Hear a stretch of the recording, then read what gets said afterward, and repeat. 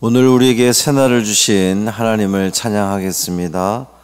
찬송가 424장 찬양합니다.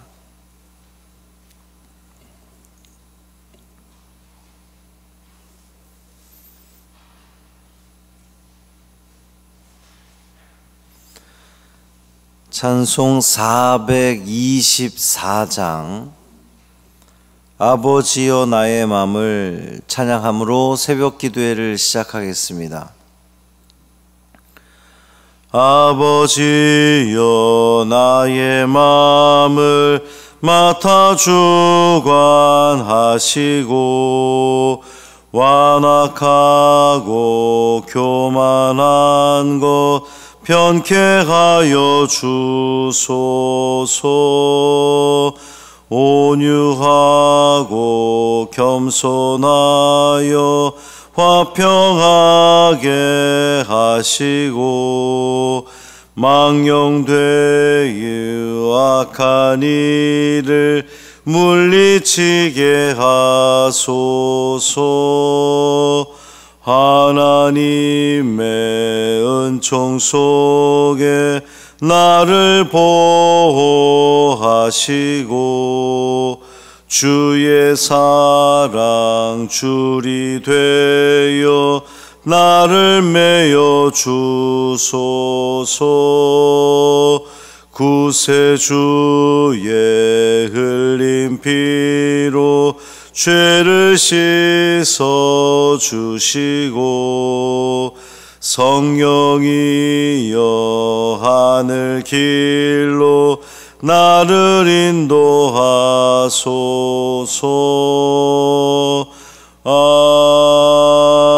아멘. 사도신경으로 우리의 신앙을 고백하겠습니다. 전능하사 천지를 만드신 하나님 아버지를 내가 믿사오며 그 외아들 우리 주 예수 그리스도를 믿사오니 이는 성령으로 잉태하사 동정녀 마리아에게 나시고 본디오 빌라도에게 고난을 받으사 십자가에 못 박혀 죽으시고 장사한 지 사흘 만에 죽은 자 가운데서 다시 살아나시며 하늘에 오르사 전능하신 하나님 우편에 앉아 계시다가 저리로서 산 자와 죽은 자를 심판하러 오시리라.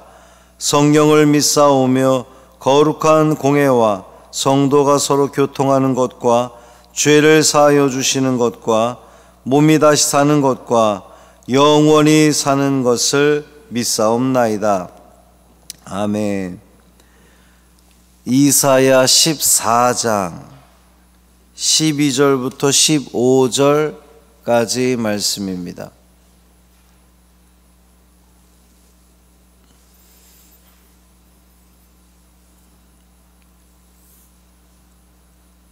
이사야 14장 12절부터 15절까지 말씀 함께 읽겠습니다. 너 아침의 아들 계명성이여 어찌 그리 하늘에서 떨어졌으며 너 열국을 엎은 자여 어찌 그리 땅에 찍혔는고. 내가 내 마음에 이르기를 내가 하늘에 올라 하나님의 뭇별 위에 내 자리를 높이리라. 내가 북극 지폐의 산 위에 앉으리라. 가장 높은 구름에 올라가 지극히 높은 이와 같아지리라 하는도다. 그러나 이제 내가 스올 곧 구덩이 맨 밑에 떨어짐을 당하리로다. 아멘. 이 말씀은 하나님 말씀입니다. 오늘도 주님이 지켜주시는 복된 하루 되시기를 주님의 이름으로 축원합니다. 수요 예배가 오전 11시에 베델 성전에서 있습니다. 여기 아니고 베델 성전에서 있습니다. 많이들 참석하셔서 은혜 받으시기를 바랍니다. 계속해서 바벨론 왕을 조소하는 시, 그러니까 노래입니다. 이제 온갖 영화, 부귀영화를 다 누리고 열국의 통치자처럼 행세했던 바벨론 왕이 스올, 옛날 번역으로 하면 음부인데 스올 그러면 좀 언뜻 안 들어오죠. 오히려 그냥 음부가 더 이해하기가 쉬운데, 하여튼 그 스올로 떨어진 것을 조롱하는 노래가 계속되는 겁니다. 그 스올로 떨어진 이 바벨론 왕의 비참한 그 상황들이 묘사되고 있어요. 그런데 많은 주석가들은 이 바벨론 왕의 교만과 그의 몰락을 사단을 지칭하는 것이다, 이렇게 해석을 했습니다. 물론 그렇게 보는 것은 무리가 있다라고 하는 일도 있지만, 제가 생각하기에도 사단으로 그렇게 보아도 무리가 없습니다. 괜찮은 것 같아요. 사단은 교만의 아버지로서 지옥의 그 무저갱, 이제 음부, 스올 말하는 건데, 무저갱에 떨어질 비참한 몰락이 정해져 있는 그러한 존재입니다.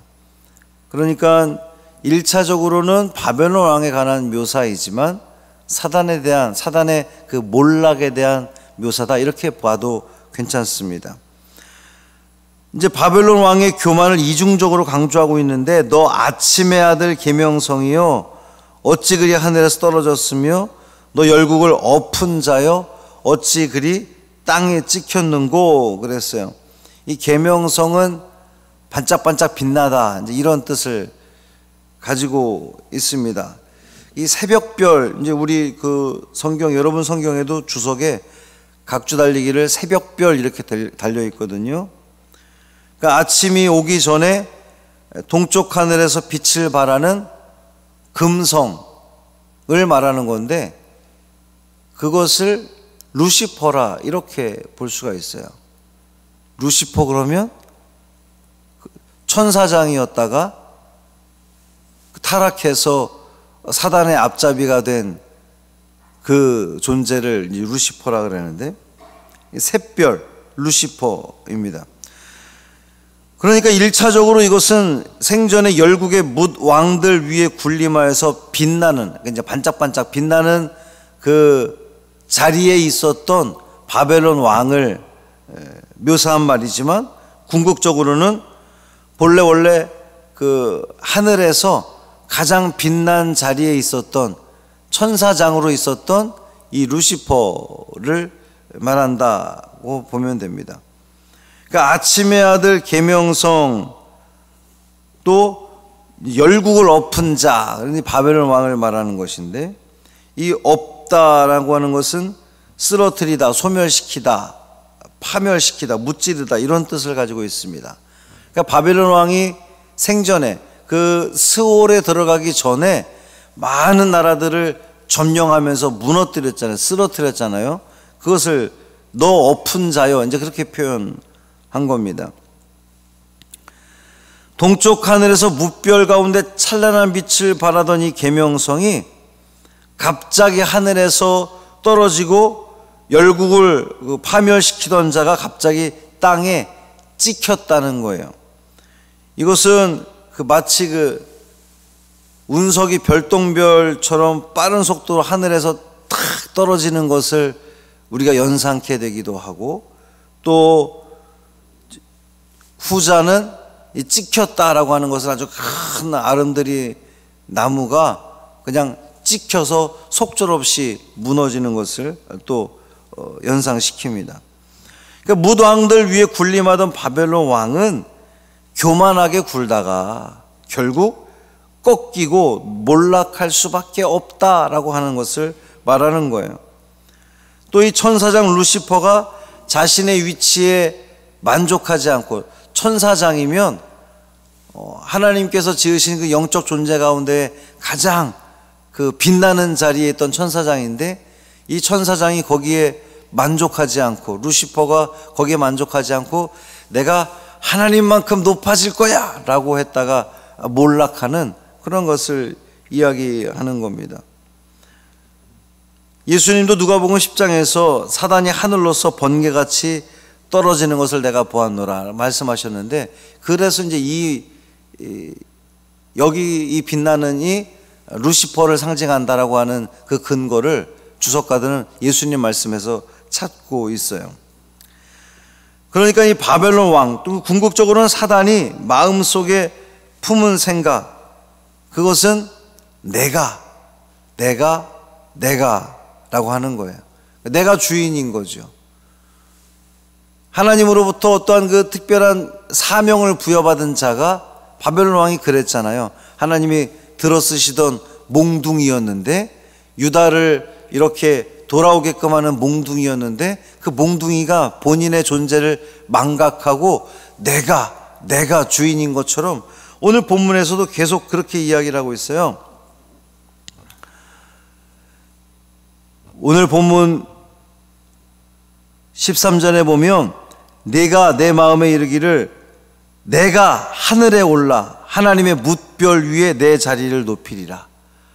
내가 하늘에 올라서 하나님의 뭇별 위에 내 자리를, 그러니까 하나님과 동급이 되겠다라고, 하나님과 같은 자리에 앉겠다라고 하는 그러한 말입니다. 또 내가 북극 지폐의 산 위에 앉으리라. 이건 역시 마찬가지로 하나님 보좌 그만큼 내가 높은 자리에 올라가겠다라고 하는 거예요. 14절에 가장 높은 구름에 올라가, 여기 사실 이렇게 내가라고 하는 번역이 빠지긴 했지만 킹 제임스 버전에서는 내가가 번역이 되어 있습니다. 내가 가장 높은 구름에 올라가 지극히 높으니, 누구를 말하는 거죠?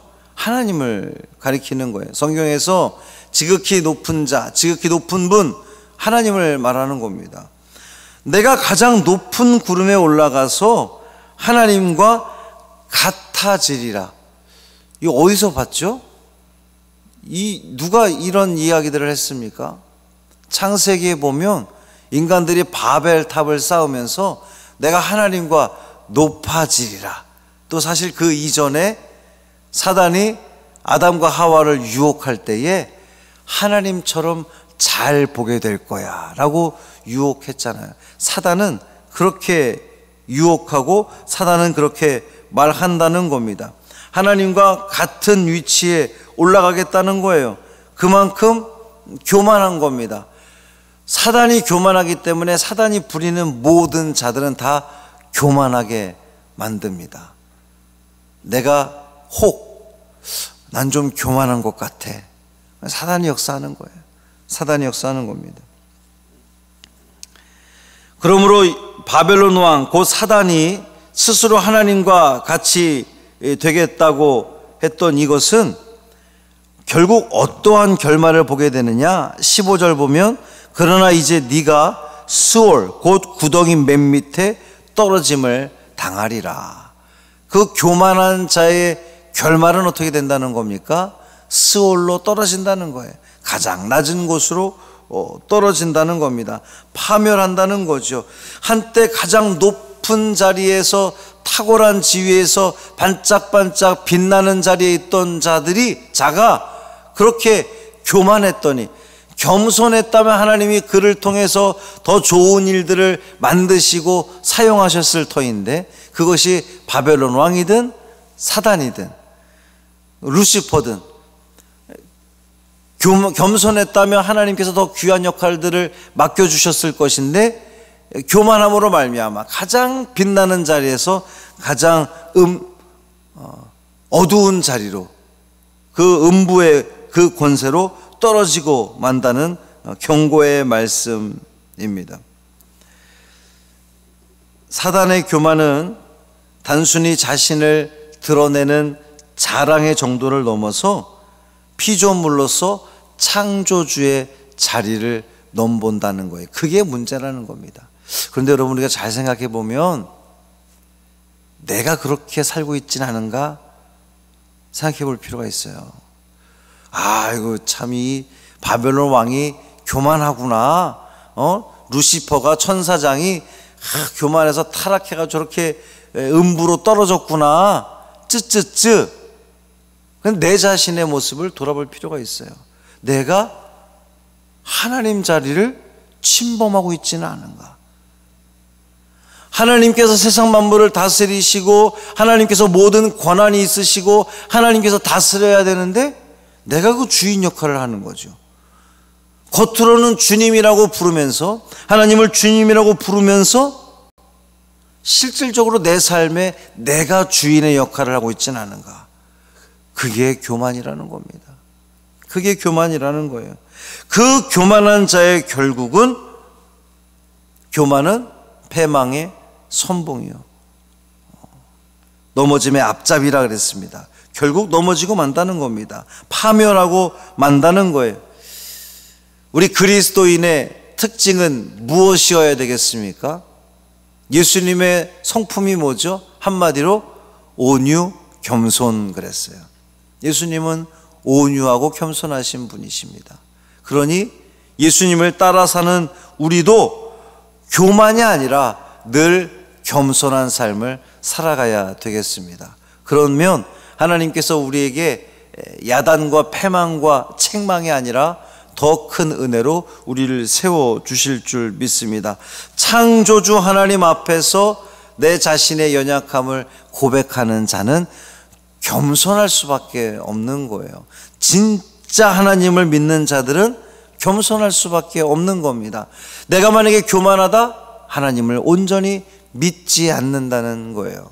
사랑하는 성도 여러분, 우리도 이 새벽에 정말 내 자신을 들여다보면서 교만하지 않기를 소망합니다. 늘 겸손히 주님 앞에 설 수 있기를 바랍니다. 하나님의 자리를 넘보지 않기를 원합니다. 그래서 하나님께서 우리를 통해서 이루시고자 하는 그 귀한 일들을 잘 이루는 데 쓰임받는 우리 모두의 삶 되기를 주님의 이름으로 축원합니다. 살아계신 아버지 하나님, 감사합니다. 이 새벽에도 말씀을 통해 우리로 하여금 깨닫게 하시니 감사합니다. 하나님의 그 몽둥이로 사용되었던 바벨론 왕이 자신의 자리를 깨닫지 못하고 교만함으로 결국 스올로, 가장 낮은 곳으로 떨어지고 말았습니다. 가장 빛나는 자리에 있던 자가 교만하면 결국은 가장 어두운 곳으로 떨어지는 것을 우리는 다시 한번 확인하게 되었습니다. 주님, 우리 성광교회 가장 빛나는 성광교회 우리 성도들 가장 지금 빛나는 곳에 하나님께서 세워주셨습니다.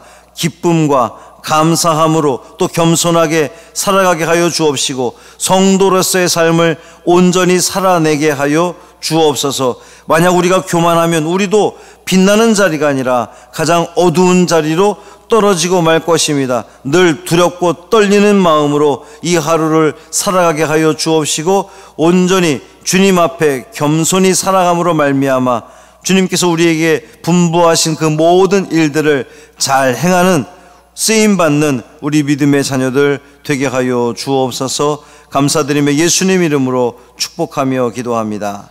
아멘.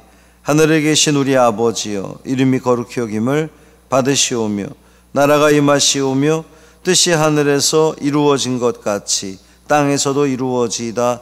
오늘 우리에게 일용할 양식을 주시옵고 우리가 우리에게 죄 지은 자를 사하여 준 것 같이 우리 죄를 사하여 주시옵고 우리를 시험에 들게 하지 마시옵고 다만 악에서 구하시옵소서.